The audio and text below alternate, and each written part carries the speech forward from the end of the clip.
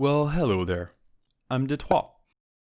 After a lot of deliberations with myself, I want to try my hand at making a tutorial for how to draw.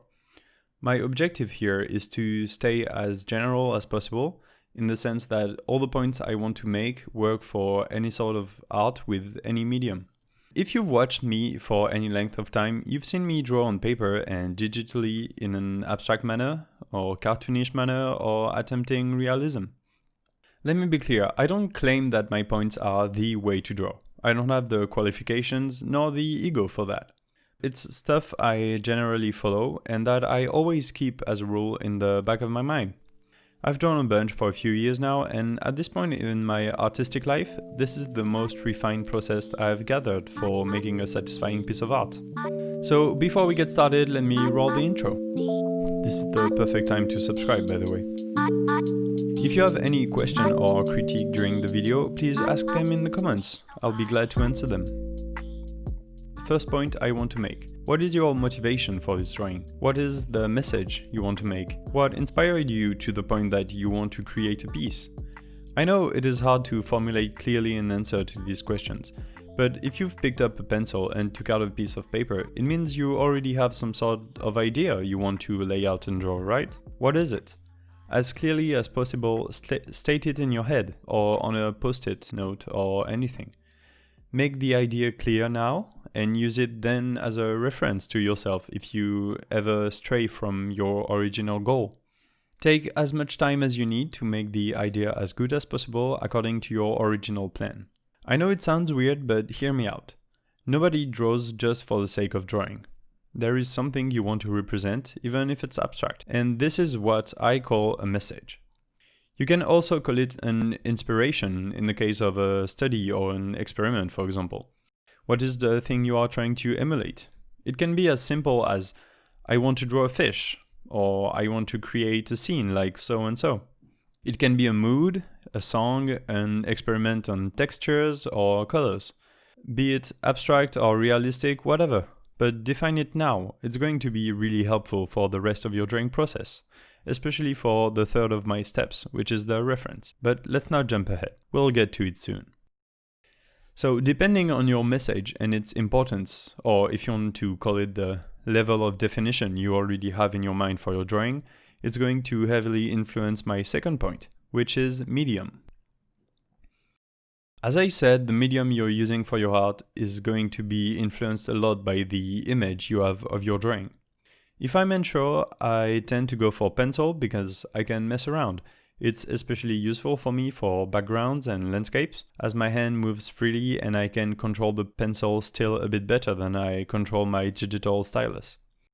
If I still have no idea, or close to none, I go to digital. This allows for much more searching around and trying stuff without spending too much time if it doesn't work. It's really good for anatomy, something I'm really far from mastering, for example. And by no means do you have to stick with digital. It's just a very good tool to rethink your shapes and move things around.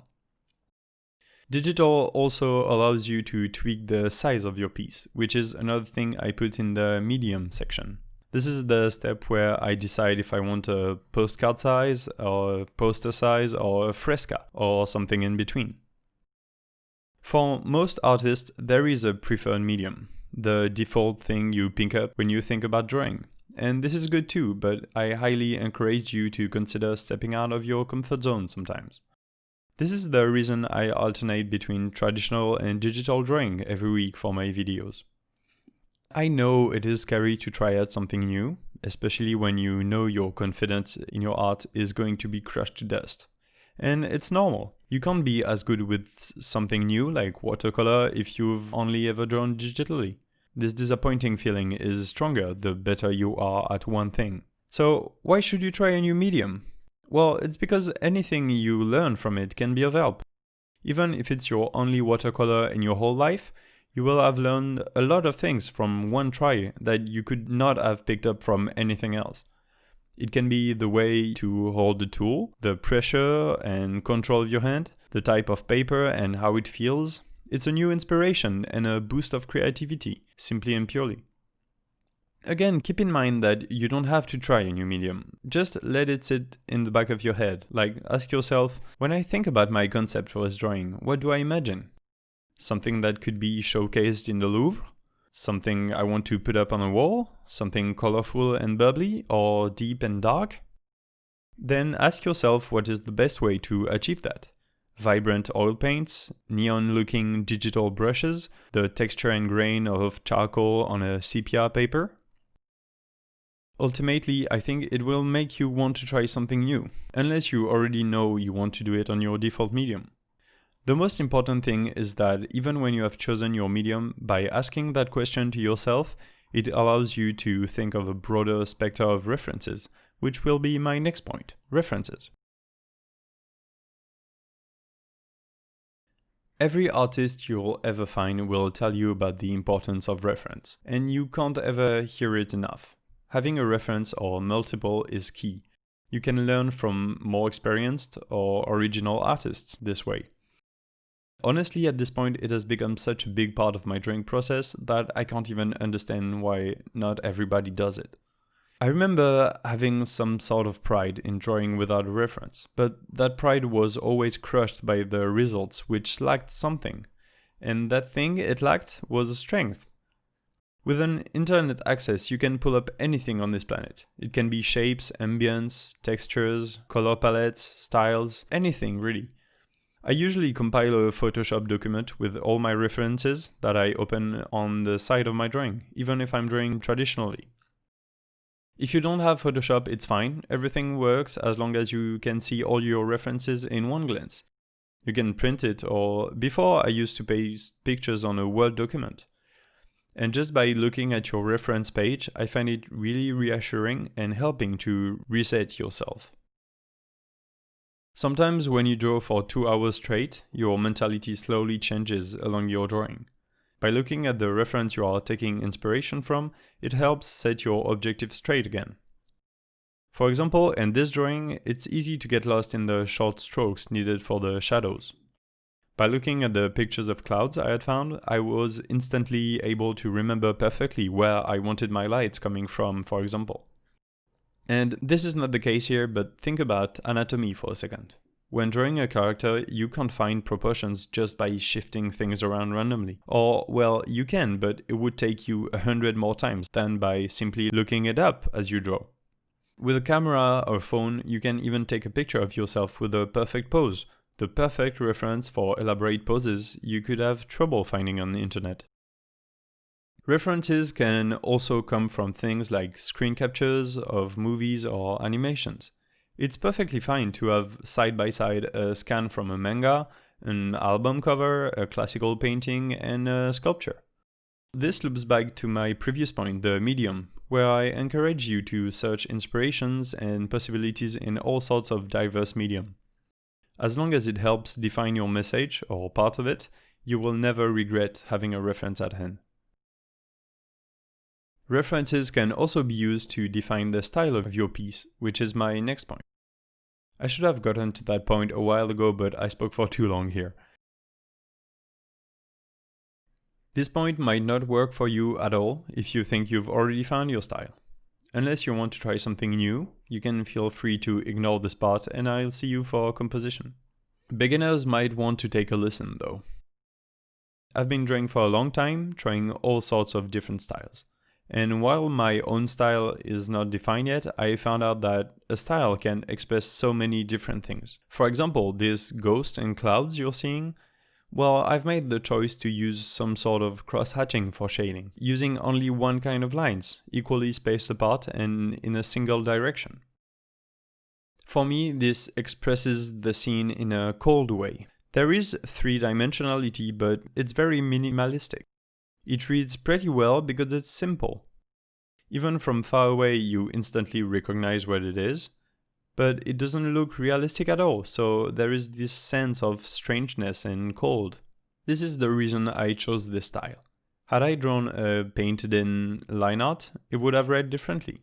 Had I used pencil, it would have looked a lot more artsy, with a good blending and a good 3D look, for example.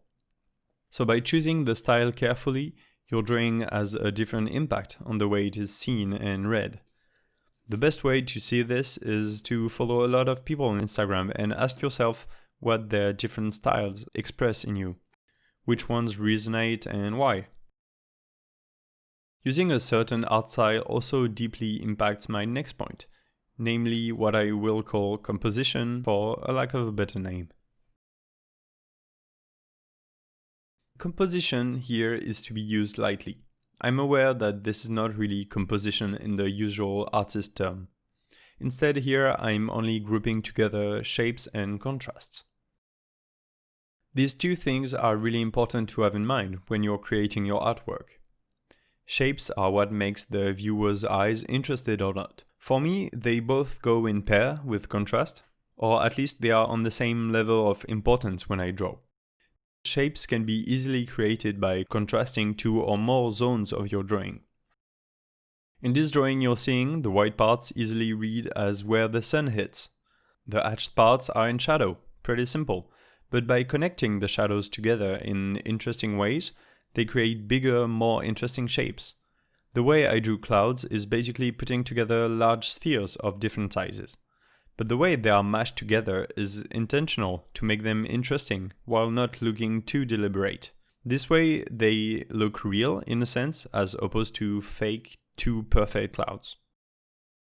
I'm not going to give you an entire course on shapes and contrasts because I would not be able to, and also because you can find better learning ways on YouTube and Skillshare and all of that. I wanted to bring it up because this is an important step of my drawing process and something I think about a lot when I sketch my drawing. The more you define your sketch precisely, the best your end piece will look. This is also the part of the drawing process where you might want to think about lighting, which goes with contrast, colors, gesture, and all of the things like that. But for the sake of this tutorial, I'll skip over them as I don't see them as having as much importance as shapes and contrast. And now we are ready to move on to my last point. If you're still listening to me, thank you, and consider subscribing for more artsy stuff. Looking back on improvements. Yup, this part of the drawing process actually takes place after the piece is finished. This is where you step back, look at it, and use your head instead of your hand. With the relief that comes from a finished piece, it's easy to overlook this part, but for me, it is as important as the rest. How are you supposed to improve if you don't look for what needs improvement? Obviously, during your drawing process, you will have noted like, this thing I did could have looked better this way, or it's a bit too twisted or wonky. So in this step of the process, you reflect on anything that comes to mind while the drawing process is still fresh in your head.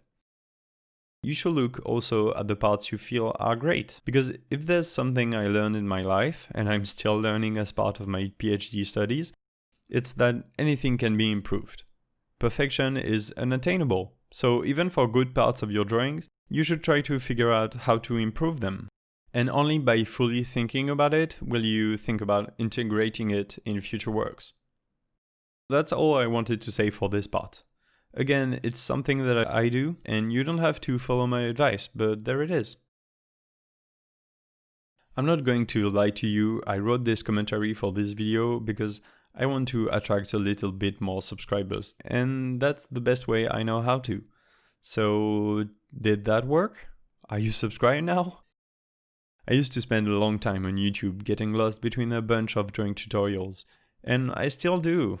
There's always stuff to learn. That doesn't mean my points were bullshit just to get views though. I truly go by these points when I draw, be it digital or traditional. When I do abstract stuff, it's a bit different, but the main process is the same. I simply heard that making bullet point style tutorials were a good way to get more watch time and get people to see my content. Anyway, I hope this personal tutorial can be of help to you. At least keep it in mind. It's helped me improve a lot. Tutorials always talk about the steps during the drawing, but they always lack a part that is really important according to me, which is before and after drawing. The more you put your head into it, the better your results are. Or at least that's how it is for me. Instead of jumping into it and then realize you should have done another piece entirely, which makes you want to give up on this one idea instead of exploiting its full potential. Anyway, that's all I had to say. I feel like it's already enough. That was Détroit, and as always, I'll see you for next week's video. Bye!